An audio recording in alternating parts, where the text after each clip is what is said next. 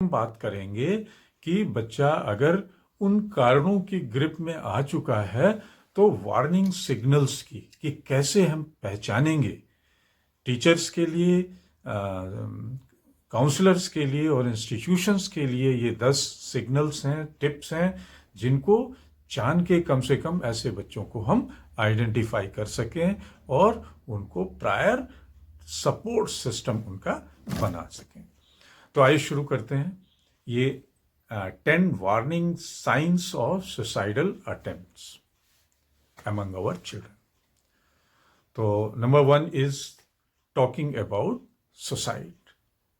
जब बच्चा सुसाइड की बात करने लगे, मरने जीने की बात करे, निराशा की बात करने लगे, दूसरों पे बर्डन बनने की बात करने लगे, तो आपके लिए एक वार्निंग सिग्नल है। सावधान हो जाइए, बच्चा उस सुसाइडल दायरे में फंसने वाला है। Expressing thoughts or feelings about wanting to die or feeling hopeless or being burden to others. These are the symptoms of talking about the suicide. Second symptom is the withdrawal. Such types of second symptom among the children is the withdrawing from social activities, isolating themselves from friends and family, or showing disinterest in the hobbies previously enjoyed activities. दूसरा signal है उसका withdrawn nature, अपने को वापस करना। किन चीज़ों से? सोशल एक्टिविटीज से। उसको अपने दोस्तों से अलग रहना पसंद होने लगता है, फैमिली मेंबर्स से अलग होके रहना पसंद होने लगता है, और उसको अपनी प्री हॉबीज़ में कोई मज़ा नहीं आने लगता है, और जिन एक्टिविटीज़ में पहले वो खूब इंजॉय करता था, बढ़ चढ़ के हिस्सा लेता था, आजकल उसमें उसको मज़ा नहीं आ रहा है। तो ये दूसरा सिम्टम्स हो सकता है, withdrawal nature. Third signal, warning signal, is the change in behavior.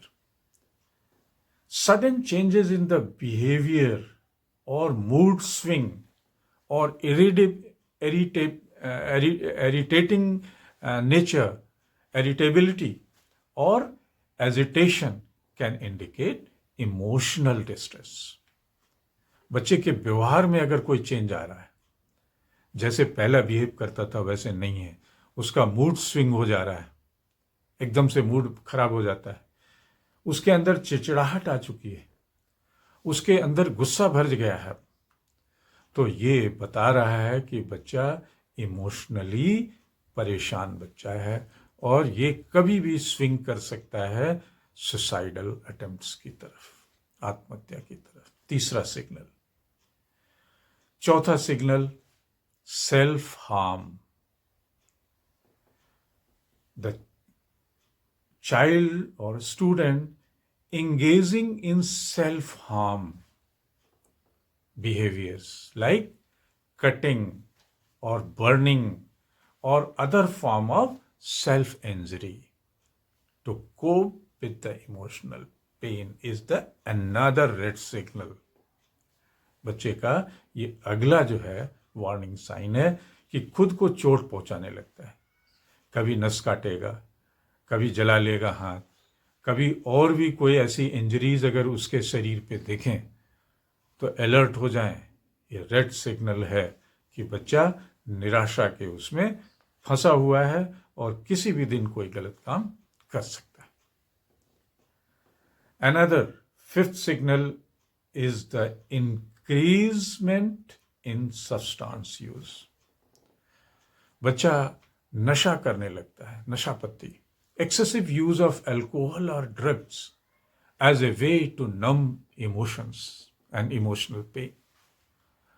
अपनी इमोशनल दर्द को छिपाने के लिए, दबाने के लिए वो शराब पीना शुरू करता है, वो ड्रग लेना शुरू करता है, और वो इस तरीके की और भी चीज़ें, इंजेक्शन, मेडिसिन्स, ये सब लेना शुरू करता है। तो अगर ये सिग्नल मिल रहे हैं, इट मीन्स बच्चा निराशा में है और वो कभी भी सुसाइडल अटेम्प्ट के घेरे में आ सकता है। छठवां signal is the sleep disturbance. Significant changes in the sleep patterns such as insomnia or excessive sleeping can be a sign of emotional distress.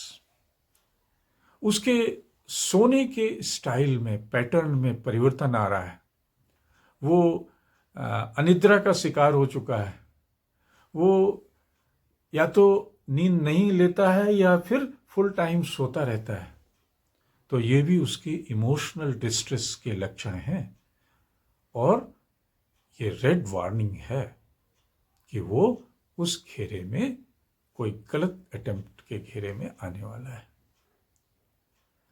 Another seventh signal is expressing feelings of worthlessness. बच्चा अपने को बेकार समझने लगता है इस दुनिया में। Expressing feeling of worthlessness and guilt और self hatred and believing that others would be better off without him. बच्चा अपने को दोषी मानने लगता है कि इस काम के लिए, इस फेल्योर के लिए मैं दोषी हूँ, और वो सोचता है कि अगर वो इस दुनिया में नहीं रहेगा तो शायद उसके रिश्तेदार, उसके घर वाले, उसके दोस्त अच्छे से एंजॉय कर पाएंगे या अच्छी जिंदगी जी पाएंगे, उसकी वजह से ये सब परेशान। एक और सिग्नल है नंबर 8, गिविंग अवे बिलोंगिंग्स। बहुत ही important. Suddenly the student starts giving away prized possessions or mementos or making arrangements for family members or pets without a logical explanation. बच्चा अपनी इंपॉर्टेंट चीज़ों को, जो ट्रॉफियाँ खरीदी हैं, कुछ और इस तरीके की जो उसके अचीवमेंट्स हैं, वो सब बांटना शुरू करता है, सबको देना शुरू करता है, अपने कपड़े देना शुरू करता है, शूज़, नोट्स। और इसके साथ साथ अगर उसके घर में कोई पेट्स हैं तो उनके लिए ज़्यादा से ज़्यादा खाना अरेंज करने की कोशिश करता है। अपने फैमिली मेंबर्स के लिए बहुत सारी चीज़ें पहले से अरेंज करना शुरू करता है, और अगर ये काम उसने शुरू किया है तो बहुत ही ज़्यादा खतरे की घंटी है।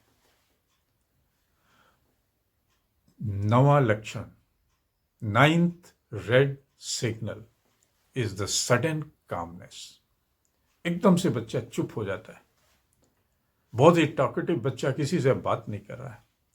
Sometimes a sudden sense of calmness और resignation after a period of depression or intense emotional turmoil can indicate that the person has made a decision to end his life.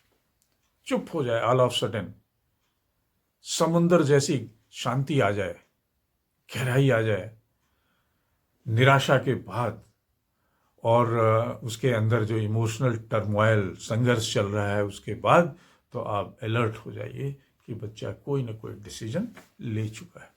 उस पर नज़र रखनी, उस पर सपोर्ट सिस्टम की ज़रूरत है। Another point number 10th is प्रीऑक्यूपेशन with death. Preoccupation death means he shows an unusual preoccupations with death or dying or expressing fascination with suicidal methods.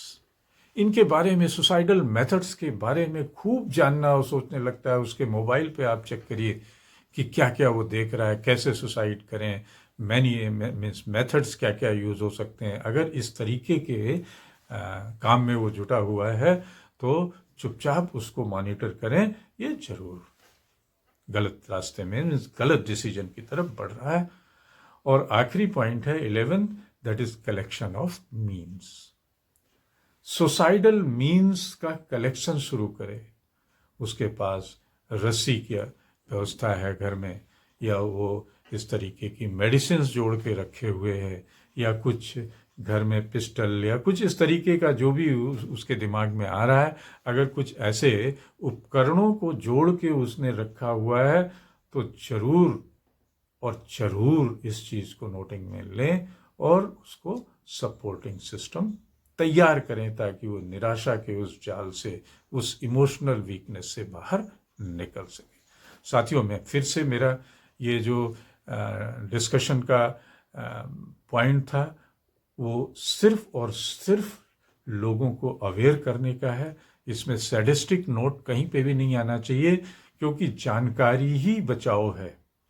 अगर आप इस तरीके के सिग्नल और सिम्टम्स अपने बच्चे में, दूसरों के बच्चों में, टीचर्स के लिए सलाह है, अगर स्कूल में अपने क्लास के बच्चों में या दूसरे बच्चों में, हाउस मास्टर्स के लिए, उनके पूरे हाउस में, और वार्डन्स के लिए अगर उनके